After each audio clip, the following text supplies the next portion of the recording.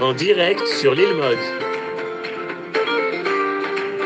Shalom à tous, on est très heureux de se retrouver, on s'excuse du léger retard et on donne tout de suite la parole au Rav Yehuda Ben Ishai de la communauté d'Emunah Shlema. On ne va pas parler de Hebron, mais on va parler des envoyés de Dieu. Bechavod Rav. Toda Rabba Aaron, Toda Rabba votre patience. On a surmonté tous les écueils et on se retrouve comme d'habitude chaque semaine pour la paracha de cette semaine, la paracha Chaye Sarah. Alors d'abord, je voudrais dire que ce cours est consacré par Michal Zetoun à la mémoire de son père, Shalom Chai Ben Frej Vegmara Zichrono Livracha. Donc, un cours consacré à la mémoire d'un père par sa fille, ce qui est évidemment toujours la meilleure chose qu'on puisse faire pour l'élévation de l'âme de quelqu'un qui a quitté ce monde provisoirement pour le Olam Haba. Alors, comme vient de l'annoncer Aaron, effectivement, on va parler des envoyés de Dieu. En hébreu, ça se dit les shlichim. Plus exactement, les shluchim. D'après le Dikdouk, on devrait dire shluchim. Aujourd'hui, on a l'habitude de se servir du terme de shlichim. Alors, on va commencer par une devinette. Vous savez que la paracha est consacrée au Shidduch de Yitzhak. Yitzhak, notre ancêtre, est descendu de la Hakeda et Abraham, son père, a dit mais comment je ne me suis pas encore occupé de lui trouver femme? Il avait 37 ans. 37 ans, ça commence à devenir un âge où il faut s'occuper de fonder un foyer, une famille. Et donc Abraham a tout de suite été très, très inquiet de cela et il va tout faire maintenant et œuvrer pour que l'on amène à Yitzhak qui n'a pas le droit de quitter Eretz Israël pour des raisons que j'ai expliquées dans le Dvar Torah qui paraît dans le site de la communauté. Il n'a pas le droit de quitter Eretz Israël. Donc, où est-ce qu'on va trouver une femme pour Yitzhak? Parmi les filles de Canaan, c'est impensable. Il s'agit évidemment de trouver une femme qui a les qualités et les vertus au moins de sa mère. On est en train de s'occuper à la descendance d'Abraham et de Sarah qui effectivement va être mis dans le caveau des patriarches, la Me'arat HaMarpela à Hebron. Et comment trouver une fille pareille parmi les filles de Canaan qui, comme on le sait, n'étaient pas les peuples les plus recommandables? Alors, évidemment, ça paraît une tâche difficile. Et Abraham décide d'envoyer son serviteur Eliezer à Haran, là où il est susceptible de trouver dans sa famille une fille qui conviendrait au moins par ses midot, par ses vertus, par ses qualités, à être l'épouse de Yitzhak. Donc, Abraham le charge de cette tâche, son fidèle serviteur Eliezer, qui était lui-même de Canaan et qui a décidé, pour se soustraire à la malédiction qui a été prononcée sur Canaan à la suite de la conduite très grave de son ancêtre Ham envers le père Noach. Donc, Eliezer a décidé de se joindre à Abraham, d'aller sur ses traces, d'être son fidèle serviteur, de s'annuler à sa volonté pour s'intégrer au message d'Abraham dans le monde, qui est exactement le contraire du message de Ham. Pudeur, etc. Et donc, Abraham prend son serviteur Eliezer et décide de l'envoyer amener une femme pour Yitzhak. Mais Eliezer est en droit de se demander comment arriver à cela. Il ne connaît pas les gens de la famille d'Abraham qui se trouvent à Haran. Il ne sait pas quelle femme, a priori, pourrait-elle convenir à Yitzhak. Il reçoit une tâche qui paraît impossible. C'est comme quelqu'un qui vient et qui vous dit « J'ai fait un rêve, mais je ne me rappelle plus du rêve et je ne me rappelle plus non plus de la signification du rêve. » Alors, Abraham a un rêve, c'est de trouver la femme idéale pour Yitzhak. Et comment y arriver? Ben, il dit à Eliezer, mais débrouille-toi. C'est-à-dire que Eliezer doit deviner quelle est la femme qui béhémet convient à Yitzhak. Et en plus de cela, il doit trouver le moyen, la possibilité de réaliser cette mission. Alors, on est devant quelque chose d'ici d'extraordinaire. La leçon que va nous donner la paracha à ce niveau-là est une leçon qui nous concerne tous, sans exception. Pas seulement au niveau des shidduchim, et c'est évident, ça nous concerne aussi au niveau des shidduchim. Je vais vous raconter une petite histoire pour vous illustrer ça. Mais en fait, pour toutes les démarches dans notre vie. Alors, je vais poser, comme je vous l'ai dit tout à l'heure, une devinette. Je vais vous poser une question. À votre avis, combien de personnes sont impliquées dans la réussite de ce projet, dans la réussite du projet que Yitzhak trouve la femme qui convient pour Yitzhak, que cette femme, il la trouve en arrivant à Haran alors qu'il ne connaît personne, que ça soit la bonne élue, que sa famille accepte, qu'elle vienne avec lui pour un pays qu'elle ne connaît pas et un homme qu'elle n'a pas encore vu, et que la femme elle-même accepte cela.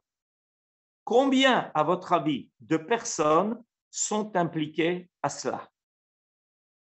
Alors, cette question, elle est très importante parce que ça paraît une petite devinette, mais quand on approfondit notre paracha et qu'on fait attention à chaque détail, on va se rendre compte qu'il y a là quelque chose d'extraordinaire, de phénoménal.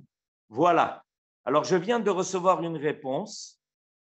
La réponse de celle qui a consacré le cours à la mémoire de son père est qu'il y a 7 personnages impliqués dans le Shidduch pour Yitzhak, y compris Hachem. Voilà la réponse que je viens de recevoir. 7 personnages impliqués avec Hachem lui-même. Si quelqu'un a une autre réponse rapidement à me fournir, eh bien, il est prié de me l'envoyer. Et dans 30 secondes, je vais vous donner la... Vous pouvez ouvrir les micros, ceux qui veulent, tic-tac. Quelqu'un a une idée? Joseph. Vous annoncez un défi. Il n'y a qu'Hachem qui peut faire ça. Personne d'autre. Ça, l'envoyer, Bon, pour écouter, parce que le temps est court. C'est bon, allez-y. On va quand même vous donner la réponse. Il y a 8 personnages impliqués, à part Hachem. 8 personnages impliqués, à part Hachem.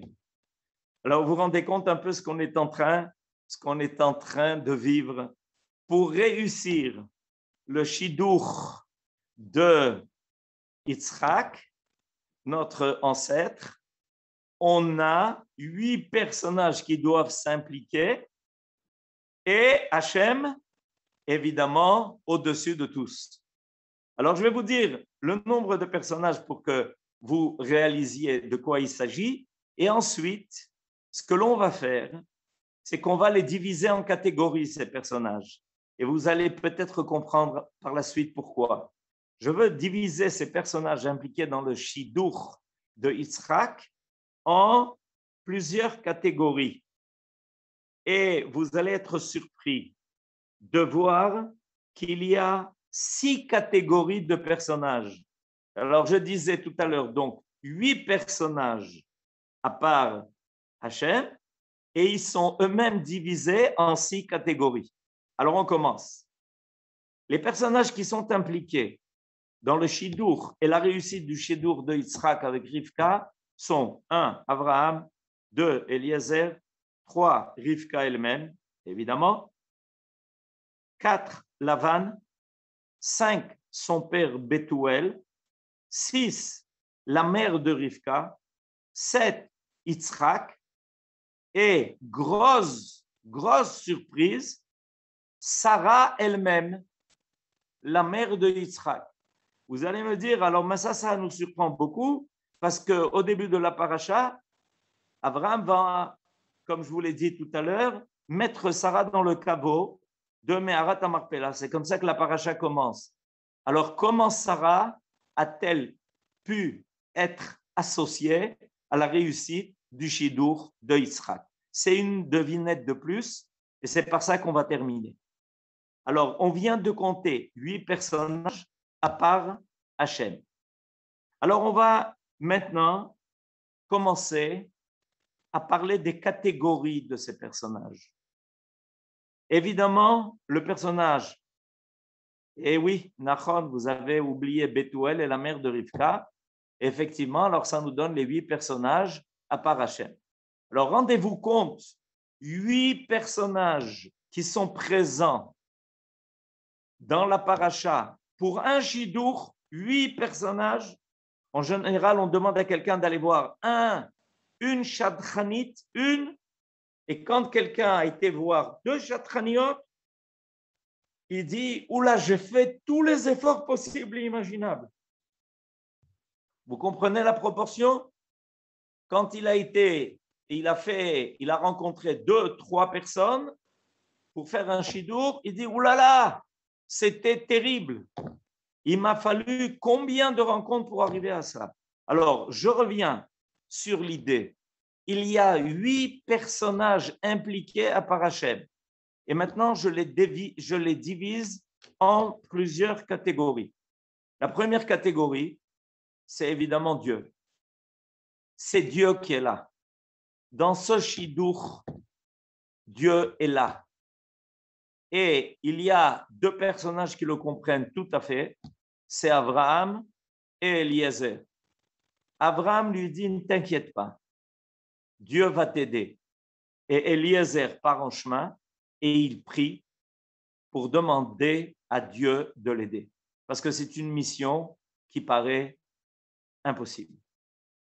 Et donc, aussi bien Abraham que Eliezer se sentent donc poussés par la providence divine. Donc, ce sont des gens, des personnages qui ont décidé qu'ils sont investis d'une mission et que cette mission est une mission divine. Le fait de trouver femme, le fait que la femme convienne, que ça soit exactement ce que Dieu attend des 2 personnes qui participent au Shidur, l'homme comme la femme, eh bien, la première chose dont il faut se convaincre, c'est que c'est quelque chose de divin. Alors, on continue. Évidemment, il y a ceux qui veulent la réussite de ce Shidur. Et ceux qui veulent la réussite de ce Shidur, c'est évidemment Yitzhak, qui donc, associé à son père, le père est celui qui envoie Eliezer, et Yitzhak donne son accord pour que ce serviteur remplisse sa mission, et même plus que cela. On a le droit, d'après la halakha, de nommer un shaliach pour faire les kiddushin à une femme. C'est-à-dire qu'en fait, Eliezer reçoit de la part de Yitzhak des kiddushin. Aujourd'hui, on aurait dit une bague. Et c'est au nom de Yitzhak qu'il va consacrer Rivka pour femme, en lui disant Are at mekudeshet betabat zo le ben Adoni Yitzhak ben Avraham. Donc on a ici ceux qui envoient, ceux qui participent et qui sont les shlichim, et évidemment Yitzhak qui donne son accord et qui investit Eliezer d'être son chaliar pour transmettre les kiddushin à Rivka. Il y a ceux qui acceptent, ceux qui, de toute bonne volonté, veulent être associés à ce shidour. Évidemment, il s'agit de Rivka. Rivka aurait très bien pu dire « Non, non, pas du tout. Je n'ai pas question, surtout que d'après nos sages, elle est très jeune. Il n'est pas du tout, mais du tout question. Ron, vous m'avez envoyé la bonne formule. Effectivement, Rivka aurait pu très bien dire « Mais je ne vais pas quitter ma famille à mon âge pour un pays inconnu, pour une destination que je n'envisage pas encore. Et surtout, il faut faire le chemin. Et qu'est-ce qui m'attend là-bas? Et qui dit qu'on va bien me recevoir et qu'on va bien s'occuper de moi? Donc, il y a ici Rivka qui, de toute bonne volonté, dit Ani Elech. Et là, il y a deux personnages qui vont participer à ce shidour malgré leur volonté. Ce que l'on appelle en ivrite Baal Korcham. Les deux personnages qui participent à cela, c'est Lavan qui est le frère de Rivka, et sa mère. Baal Korcham, ils ne sont pas du tout enchantés de l'idée que Rivka les quitte et qu'elle aille en Canaan, parce qu'eux étaient très bien à Haran, ils n'avaient pas l'intention de quitter Haran. Et voilà que tout d'un coup, voilà que Rivka doit les quitter. Peut-être qu'ils espéraient pour Rivka un shidour local. Ça les aurait sûrement mieux arrangés.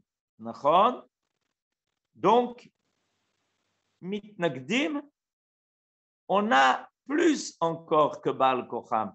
On a les mitnagdim, c'est-à-dire on a celui qui va s'opposer à cela. Alors on va demander à Aaron s'il a la possibilité de nous montrer un Rashi extraordinaire qui est dans le chapitre 24, Kavdalet, et le pasuk Nun Hei. Regardez dans ce verset, si Aaron nous le montre, tant mieux. Sinon, je vais quand même vous le lire, ce verset-là. Qu'est-ce qui est dit dans ce verset? Vayomer Achia ve'ima. Alors voilà, je vois que Aaron est en mesure de nous le présenter. Je vous le lis en attendant. Vayomer Achia ve'ima. Teshev ana'ara itanu yamim o asor achar telech. Répondit à la demande de Eliezer, son frère et sa mère. Répondirent à la demande de Eliezer de laisser partir Rivka, Achia ve'ima, son frère et sa mère.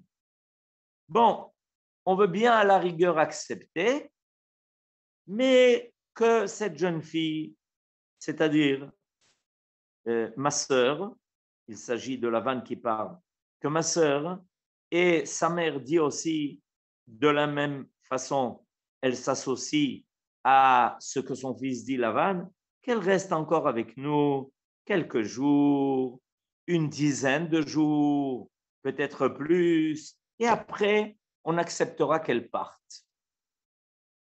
Rashi nous fait une remarque ici. Dans ce verset, Bethuel, qui était auparavant rappelé dans le verset Nun ne figure plus. En effet, dans le verset Nun, c'est-à-dire 5 versets auparavant, je vous lis le verset Vayaran Lavan ou Betuel. Vayomru me Adonai yatsa hadavar. Lo nuchal daber elecha ra'otov. Dire que Betuel était présent, c'est le père. Il doit donner l'accord, nachon. Or, dans le verset que je vous ai lu par la suite, on ne parle que du frère de Rivka et de sa mère. Et où est Betuel? Alors, Betuel n'est plus là parce qu'il est mort. Parce qu'il y a un ange qui, quand en haut, on a vu qu'il comptait s'opposer à ce chidour, ben il est mort. Crise cardiaque. D'un seul coup, tout d'un coup, il n'est plus là. Il a disparu. Le mitnaged n'est plus là. Alors, regardez, on a déjà 5 catégories de personnes associées à ce chidour. Je vous les récapitule. Il y a évidemment Dieu qui dirige tout ça, mais Abraham, sans la volonté divine en lui, et donc il est celui qui envoie Eliezer. Eliezer est celui qui est envoyé avec le consentement de celui pour qui le Shidour est destiné, c'est Yitzhak, qui lui donne les Kiddushin, transmettent à Rivka. Il y a ceux qui sont très contents de ce Shidour, comme Rivka. Il y a ceux qui ne peuvent pas s'opposer parce qu'ils voient que la volonté divine est très claire et qu'il y a ici un tas de circonstances qui font qu'on comprend qu'il y a une providence. Et il y a même celui qui a voulu s'opposer, le père de Rivka, et il disparaît. Il nous reste encore un personnage. Le personnage dont je vous ai parlé tout à l'heure, c'est Sarah. Comment Sarah est-elle impliquée dans cette affaire? C'est une question intéressante. Comment est-ce qu'elle est impliquée à cette affaire? Ben, elle est impliquée par le dernier verset de ce long chapitre. On a ici un chapitre très long dans la Torah, le Nachon, vous avez raison dans ce que vous venez de me faire remarquer, qu'il y a de la part de Rivka un Lech Lecha, comme Abraham, Nachon, et donc le chapitre Kavdalet 24 est un chapitre très long, et il se termine par le verset Samer Zain. Alors, Samer Zain, d'accord, 67. Je vous lis le verset. Vayevi'ea Yitzhak Aoela Saraimo. Rivka débarque. Elle arrive. Elle a reçu les Kiddushin de Yitzhak par l'intermédiaire d'Eliezer. Donc, c'est sa femme. Et Yitzhak l'amène chez lui. Mais il l'amène où ça? Dans la tente de sa mère. C'est-à-dire, Rivka, maintenant, va habiter la maison habitée. Vayekach et Rivka, vatei lo leisha. Yitzhak donc se marie avec Rivka et elle devient sa femme, son épouse. Vaye et avea, il l'a aimé. Vainachem Yitzhak acharei imo. Et c'est seulement dans ce verset que Yitzhak se console de la disparition de sa mère. C'est-à-dire qu'on arrive à quelque chose de parfait. Rivka est capable, par sa présence, de combler le vide, un vide énorme qui a été laissé par Sarah, la première de nos mères, qui était pour Yitzhak tout, puisqu'elle l'a eu à l'âge où elle l'a eu. Et c'est elle qui s'est entêtée à ce que Abraham ait une descendance et une suite qui soit capable d'assumer le projet divin que Abraham avait reçu. Mais nos sages nous disent plus que cela. Ils nous disent que quand Rivka est arrivé dans la tente de Sarah, voilà que tous les signes qui distinguaient la tzidkout, la piété de Sarah, reviennent. Sarah allumait les nérotes de Shabbat chaque vendredi, comme aujourd'hui. Et ces nérotes de Shabbat restaient une semaine entière allumés, jusqu'au Shabbat d'après. Et depuis que Sarah avait disparu, les nérotes n'étaient plus allumés.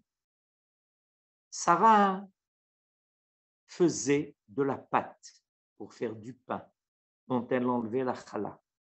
Et il y avait une bracha, une bénédiction extraordinaire sur le pain qu'elle préparait, ce qui permettait à Abraham d'avoir toujours de quoi rendre ses invités rassasiés. Et depuis que Sarah avait disparu, évidemment, il n'y avait plus de bracha dans le pain qui était dans la maison de Abraham. Et en plus de ça, sur le haut de la tente de Sarah, il y avait comme les anané kavod, les nuages de majesté qui nous ont accompagnés dans le désert. Ça, on l'a connu, nous, quand on est sorti d'Égypte. Mais sur la tente de Sarah, il y avait cette nuée permanente qui prouvait qu'il y avait ici la Shrina qui était présente dans la maison d'Abraham et de Sarah.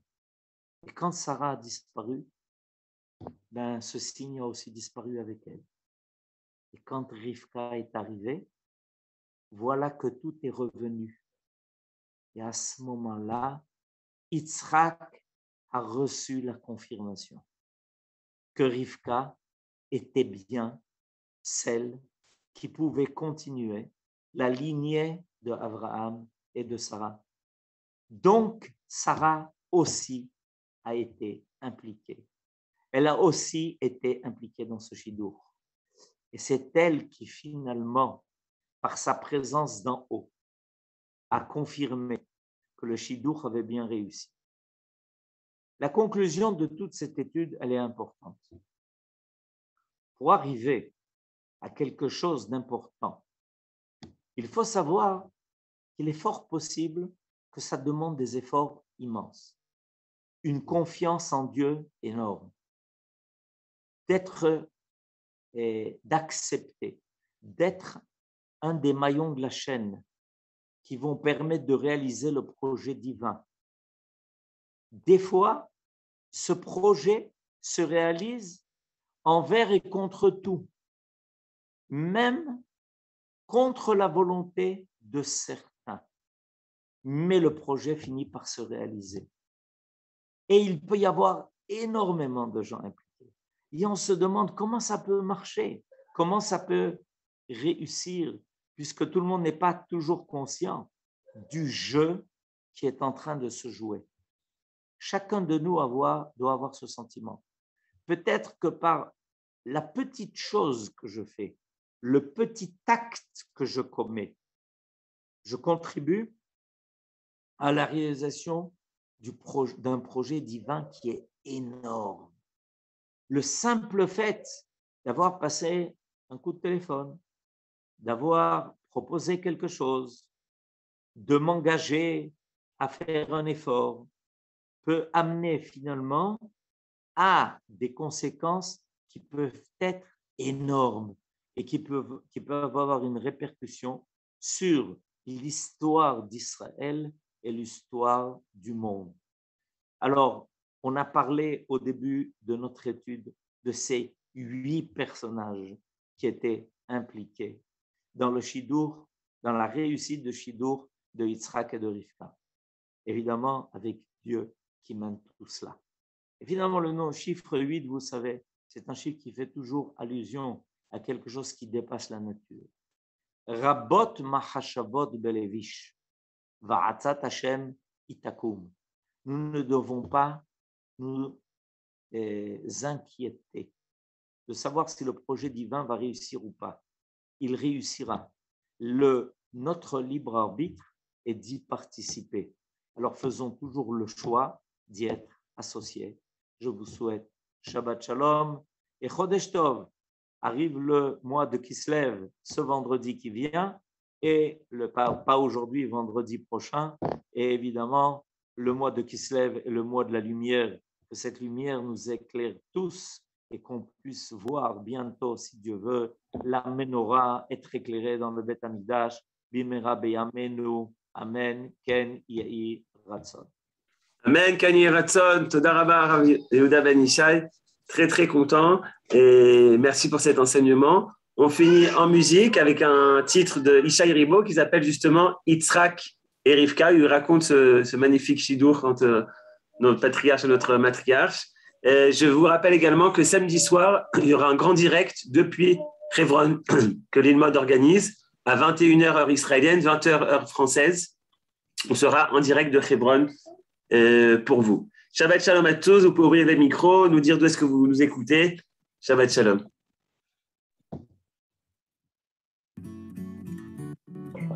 Shabbat Shalom. Hazak ubahu. Shabbat Shalom. Shabbat Shalom. תודה רבה. Shabbat Shalom לכולם. Shabbat Shalom. Shabbat Shalom. Shabbat Shabbat Shalom לכולם. Merci pour cet enseignement. Shalom. Shabbos, good Shabbos. Shabbat Shalom. Shabbat Shalom.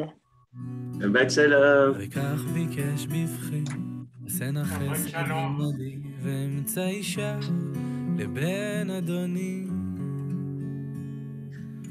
טרם גילה לדבר והנה רבקה כשעד שכמה כדה יוצאת אל הבר וירוץ לקראתה אליעזר לפי שראה שהמים אליעזר טרם גילה לערער והנה רבקה מורידה כדה אותו משקה ותמהר ותיאר כדה אל השוקת על כן ראה משמיים את אשת החסד